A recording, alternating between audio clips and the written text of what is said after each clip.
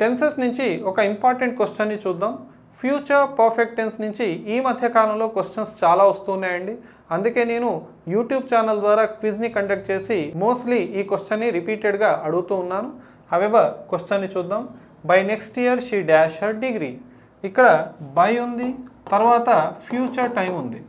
By and future time వస్తే మనం రాయాల్సినటువంటి టెన్స్ వచ్చేసి future perfect tense.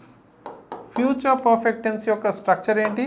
Will have లేదా షల్ హ్యావ్ ప్లస్ V3 అని గుర్తుపెట్టుకోండి.